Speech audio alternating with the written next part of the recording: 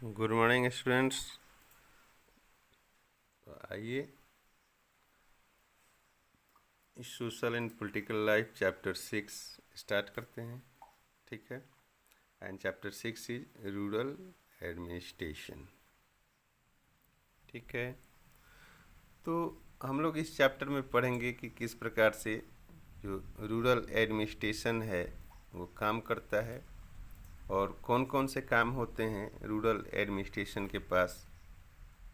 इससे पहले हमने पंचायती राज भी पढ़ा है, तो उसमें भी हमने समझा है कि पंचायती राज व्यवस्था में ग्रामीण क्षेत्रों में किस प्रकार से सरकार काम करती है। और हम अब रूरल एडमिनिस्ट्रेशन को समझेंगे। ठीक है। तो इस चैप्टर में जैसे कि पता है आपको, रूरल मीन्स जो गांव का क्षेत्र होता है, उसमें गांव में रहने वाले लोगों की ज़िंदगी, उनके ऑक्यूपेशंस जो होते हैं, वो मेनली गांव में लोगों को जो ऑक्यूपेशन होता है वो एग्रीकल्चर होता है। और वो एग्रीकल्चर पर most of the people depends on agriculture in rural area. तो उनकी लाइफ जो होती है वो डिफरेंट होती है, उनकी ज़रूरतें डिफरेंट होती है। ठीक है। वो उनका काम करने का तरीका, सोचने का तरीका जो होता है वो सब डिफरेंट होता है अर्बन पीपल से। तो उस रूरल एरिया में जो एडमिनिस्ट्रेशन होता है उसके बारे में हम लोग पढ़ेंगे। देखिए, गांव में जैसे मैंने कहा कि मेनली जो ऑक्यूपेशन होता है एग्रीकल्चर होता है। गांव के लोग जो हैं कृषि पर आश्रित होते हैं, खेती करते हैं अपने ज़मीन पे या दूसरे की ज़मीन कॉन्ट्रैक्ट पे लेकर के खेती करते हैं। और फिर इसी से जो ग्रेन्स प्रोड्यूस होते हैं उनसे इन लोगों का भोजन का काम चलता है। ठीक है।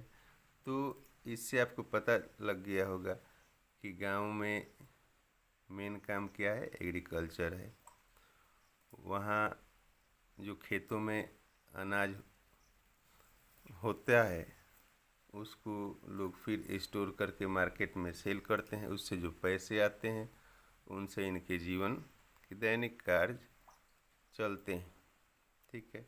और उस पैसे से फिर ये नए नए प्लॉट भी खरीदते हैं। गांव में जिसको जितनी ज़्यादा ज़मीन है, जितनी ज़्यादा लैंड है, वो उतना अधिक समृद्धशाली है। ठीक है। और गांव में जो लैंड होता है उसकी कोई फिक्स बाउंड्री नहीं होती है, वो म्यूचुअल अंडरस्टैंडिंग होती है कि चलो इस पेड़ के इधर मेरी ज़मीन है, इस पेड़ से उधर उसकी ज़मीन है। ठीक है। कोई पक्का कोई बाउंड्री नहीं होती है किसी के खेतों की। वो म्यूचुअल अंडरस्टैंडिंग से लोग अपनी अपनी खेतों का जो साइड है उसको मेंटेन रखते हैं। तो इससे कन्फ्लिक्ट भी होता है ना। इससे कन्फ्लिक्ट ये होता है कि जो एग्रीकल्चर कर रहा है वो अपने खेतों का जो किनारा है उसको मेंटेन करता है, जो नहीं करता है दूसरा लोग उसके ज़मीन को धीरे धीरे धीरे धीरे आगे बढ़ते रहते हैं। ठीक है। तो इससे कन्फ्लिक्ट हो जाता है। तो ये गांव है। गांव में अब इस चैप्टर में हम लोग पढ़ेंगे कुछ बेसिक पॉइंट्स, जैसे कि पुलिस स्टेशन क्या है ना, land records, patwari, tehsildar, right of property to women. इस चैप्टर में कुछ बेसिक पॉइंट्स है जिसको हम लोग को स्टडी करना है। अभी हमने पीछे आपको बताया कि किस प्रकार से गांव में लोग रहते हैं, मेन ऑक्यूपेशन गांव में क्या है लोगों की। ठीक है, ये सभी बातें मैंने आपको बताया। तो आइए स्टार्ट करते हैं चैप्टर। ठीक है, तो मैंने जैसे बताया कि पुलिस स्टेशन है ना, फर्स्ट टॉपिक है। तो हर रूरल एडमिनिस्ट्रेशन का ये मेन पार्ट होता है, पुलिस एडमिनिस्ट्रेशन। हर पुलिस स्टेशन में 5, 7, 8, 10 गांव होते हैं, है ना, विलेजेज होते हैं। अब हर पुलिस स्टेशन का अपना एरिया होता है, और उस एरिए पुलिस स्टेशन के एरिया में आने वाले जितने भी गांव होते हैं, उनमें जो भी कॉन्फ्लिक्ट होता है वो पुलिस स्टेशन जो है उसकी जांच करता है, उसको निपटाता है।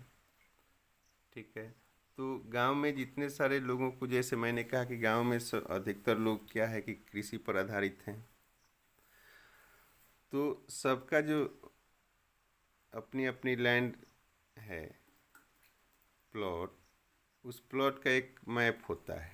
ठीक है ना, और उसी मैप के अकॉर्डिंग वो अपने लैंड का रिकॉर्ड, मतलब गवर्नमेंट रखती है। यदि कोई कन्फ्लिक्ट होता है तो उसी मैप और अन्य डॉक्यूमेंट्स के आधार पर उनके कन्फ्लिक्ट का समाधान किया जाता है,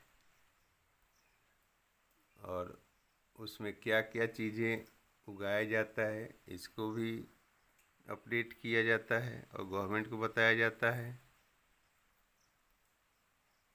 तो इसमें मेन जो रिकॉर्ड हो गया, रिकॉर्ड रखने का काम किसको है? पटवारी को। तो इन सभी रिकॉर्ड रखने के लिए कोई एक आदमी चाहिए, कोई एक व्यक्ति चाहिए।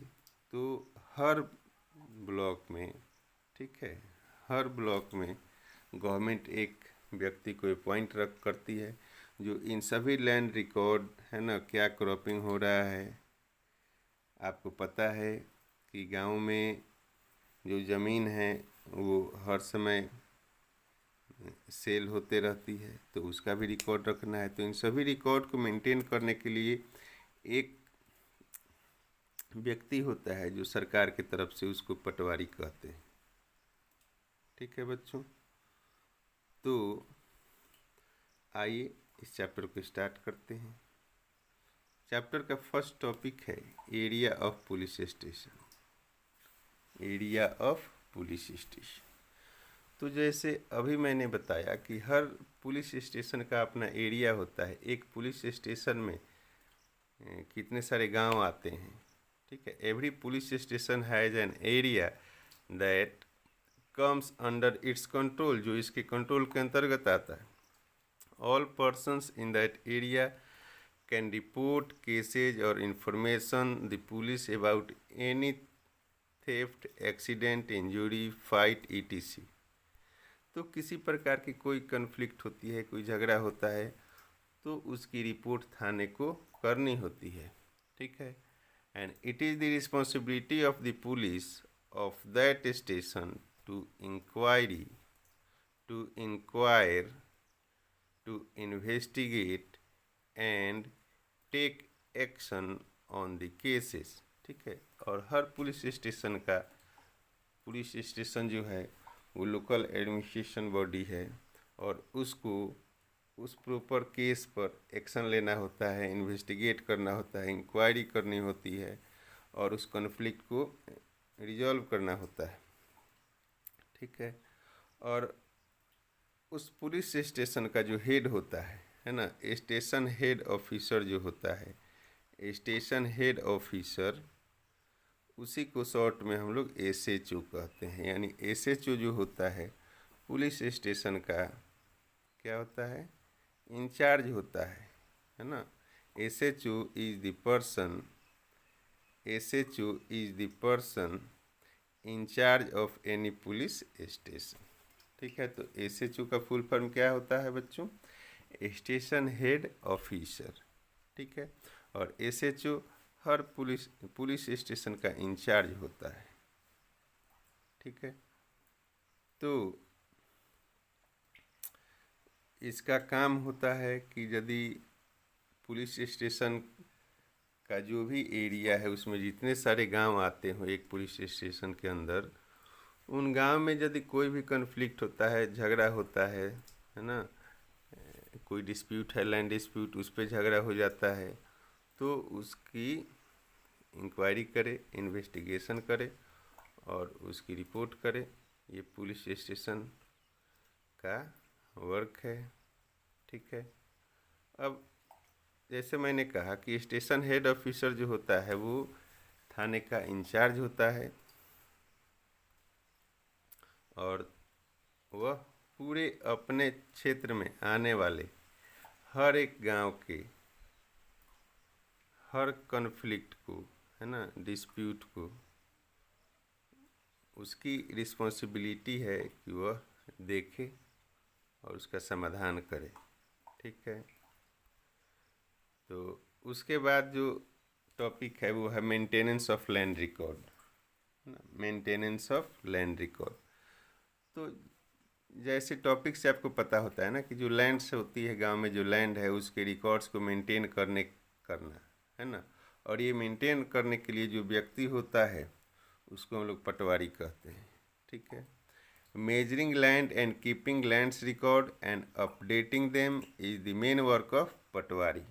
अब पटवारी जैसे आपको नाम सुने होंगे या नहीं सुने होंगे, पटवारी को डिफरेंट रीजन में अलग अलग नाम से जाना जाता है ना। The patwari is known by different names in different state. Some of those names are, lekhpal भी कहा जाता है पटवारी को, कानूनगो भी कहा जाता है, कर्मचारी भी कहा जाता है और विलेज ऑफिसर भी कहा जाता है। Each Patwari is responsible for a group of village, है ना। हर कर्मचारी के पास कई सारी गांवों की जिम्मेवारी होती है, तो कर्मचारी को अपने एरिया में सभी लैंड्स का रिकॉर्ड रखना होता है और उस एरिया में जिस प्रकार की क्रॉपिंग होती है उस क्रॉपिंग को भी रिपोर्ट करना पड़ता है गवर्नमेंट को, उसको कि उसके एरिया में इस सीज़न में ये चीज़ की क्रॉपिंग हुई। आपको पता है कि हर लोग अलग अलग प्रकार से खेती करते हैं, तो उसका भी रिकॉर्ड रखना पड़ता है। यदि कोई लैंड सेल होता है तो उसकी भी रिकॉर्ड उसको रखनी पड़ती है। तो एक पटवारी की इतनी सारी रिस्पॉन्सिबिलिटी होती है। तो मैंने कहा कि पटवारी मैप भी अपडेट करता है, क्यों, जैसे मान लीजिए कि इस मैप से कोई भी एक प्लॉट जैसे किसी ने किसी को बेच दिया, अब सेल हो गया वो प्लॉट, तो उस प्लॉट सेल हो गया तो उसके नाम पे पटवारी को मेंटेन करना पड़ेगा कि अब ये जो प्लॉट है ये दूसरे व्यक्ति को सेल हो गया है। ठीक है, तो उसको भी अपडेट करना पड़ता है हर समय। तो पटवारी को बहुत सारे काम होते हैं। The Patwari usually has way of measuring agricultural field in some places along chain used।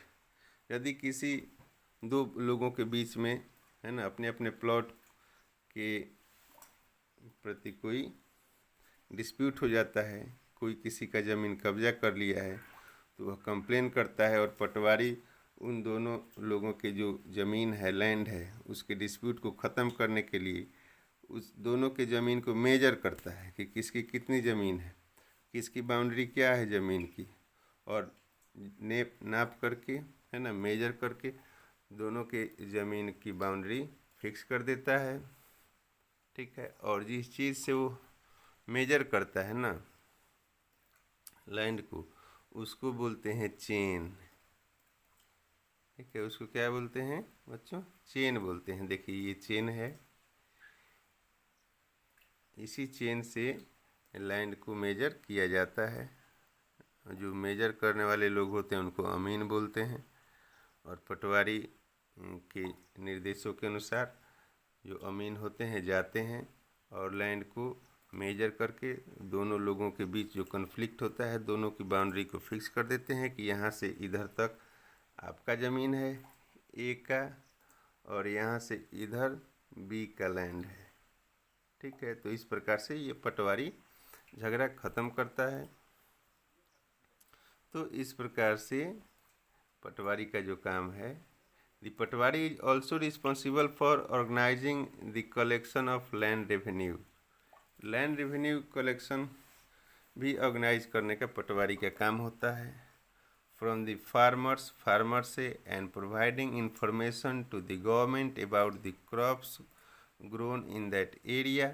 This is why it's important for Patwari to regularly update the records.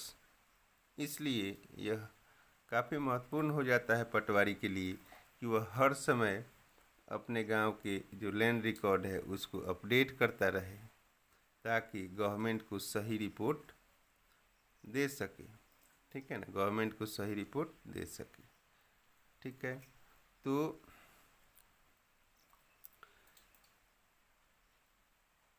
The patwari usually way of measuring agriculture chain use मैं अभी आपको बताया। तो इस प्रकार से पटवारी के लिए काफ़ी इम्पोर्टेंट होता है कि हर समय वह क्या करे, अपने लैंड रिकॉर्ड को अपडेट करता रहे, ताकि गवर्नमेंट को सही जानकारी मिल सके। तो ये हुआ आपके चैप्टर का ये वीडियो हम लोग यहीं तक। इसके आगे हम लोग इस चैप्टर को नेक्स्ट वीडियो में कंटिन्यू करेंगे। ठीक है, तब तक के लिए बहुत बहुत धन्यवाद।